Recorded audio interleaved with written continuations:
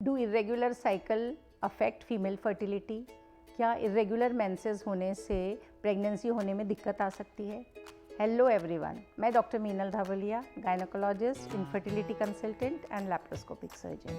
आज हम बात करने वाले हैं इरेगुलर साइकिल और फर्टिलिटी के बारे में। अगर प्रेगनेंसी के बारे में डिस्कस किया जाए तो एक प्रेगनेंसी होना एक कॉम्प्लेक्स प्रोसेस है, उसमें बहुत सारे फैक्टर्स इन्वॉल्व होते हैं। फीमेल के ओवुलेशन बराबर हो रहा है कि नहीं, उनकी साइकिल रेगुलर है कि नहीं, उनके ट्यूब्स ओपन है ना, मेल पार्टनर्स के स्पर्म्स लेवल्स, स्पर्म काउंट बराबर है, उसकी मोटिलिटी बराबर है कि नहीं, उनके हार्मोनल स्टेटस कैसा है। और irregular menses may be part of the reason why you are not getting pregnant, it may not be the only reason. अगर आपको इरेगुलर मेंसेस हैं तो ये सिर्फ अकेला रीज़न नहीं है, उसको छोड़कर और भी दूसरे रीज़न्स हो सकते हैं जिसकी वजह से प्रेगनेंसी रहने में दिक्कत आ सकती है। सो आपको इरेगुलर मेंसेस का तो इन्वेस्टिगेट करना ही है, but at the same time आपको दूसरे फैक्टर्स के बारे में भी जानना बहुत ज़रूरी है। अगर कपल जब हमारे पास काउंसलिंग के लिए आते हैं तो हम उन्हें एडवाइस करते हैं कि अगर अब 1 साल तक अनप्रोटेक्टेड सेक्स के बाद भी आपको प्रेगनेंसी नहीं रह रही है तो आपने इन्वेस्टिगेशन स्टार्ट करना चाहिए। और अगर फीमेल की एज 35 या उससे ज़्यादा है तो after 6 months of trying you should start investigation for infertility.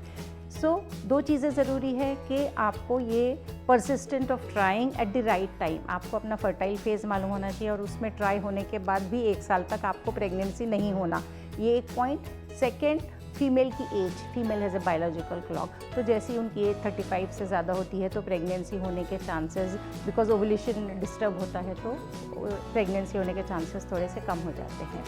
सो अगर हम फैक्टर्स के बारे में बात करें कि फ़ीमेल कितनी रिस्पॉन्सिबल है इनफर्टिलिटी के लिए, मेल कितने रिस्पॉन्सिबल है, तो 40% ऑफ द केसेस में फ़ीमेल फैक्टर रहते हैं जो इनफर्टिलिटी का सबब बनते हैं, जैसे कि ओवुलेशन का नहीं होना या फिर फैलोपियन ट्यूब का ब्लॉक होना, जो कि कभी कभी कोई इन्फेक्शन या टीबी की वजह से हो सकता है, या कभी कभी यूट्रस में कुछ सेप्टम होते हैं जिसे हम कहते हैं पर्दा है यूट्रस में, यूट्राइन सेप्टम, जिसकी वजह से भी प्रेगनेंसी रहने में दिक्कत आ सकती है। अगर मेल्स के बारे में बात करें तो उनके कभी स्पर्म लेवल्स कम होते हैं या स्पर्म लेवल्स ठीक है लेकिन उसकी मोटिलिटी कम हो सकती है, या कभी कभी इजैकुलेटरी डिसऑर्डर होता है, इजैकुलेट प्रॉपरली नहीं कर पाते हैं, तो ये मेल 40% रिस्पॉन्सिबल है प्रेगनेंसी नहीं होने के लिए, और रेस्ट जो 20% है इसमें दोनों भी रिस्पॉन्सिबल है। लाइक फीमेल में भी कोई फैक्टर हो सकता है, चांसेस है कि ओवुलेशन नहीं हो रहा है, but at the same time male में भी साथ में कुछ फैक्टर हो सकता है, कुछ स्पर्म की एबनॉर्मलिटीज़ हो सकती है। इसीलिए अगर आपको इरेगुलर साइकिल है तो आपके इन्वेस्टिगेशन के साथ साथ आपको अपने पार्टनर का भी इन्वेस्टिगेशन करना बहुत ज़्यादा ज़रूरी है। नाउ अगर हम इरेगुलर साइकिल के बारे में बात करें तो 25% of the cases ovulation and ovulation या ओवुलेशन का ना होना 25% रिस्पॉन्सिबल है इरेगुलर मेंसेस के लिए। एंड कुछ केसेस में आपके हार्मोन्स का एबनॉर्मल होना, जैसा एक हार्मोन है जिसे हम कहते हैं प्रोलैक्टिन लेवल, वो अगर बढ़ गया जिसे हम कहते हैं हाइपर प्रोलैक्टिनीमिया, तो ये भी आपकी साइकिल को काफ़ी डिस्टर्ब करता है और आपके ओवुलेशन को रोक सकता है।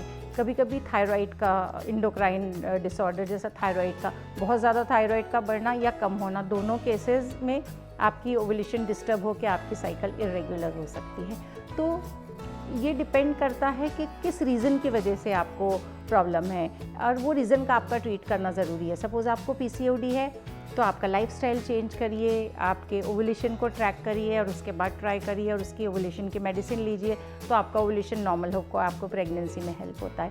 अगर प्रोलैक्टिन लेवल प्रोलैक्टिन लेवल ज़्यादा है तो आपके डॉक्टर आपको उसकी मेडिसिन चालू करते हैं जिससे आपकी साइकिल रेगुलर हो जाती है और आपको प्रेगनेंसी रहने में दिक्कत नहीं होती।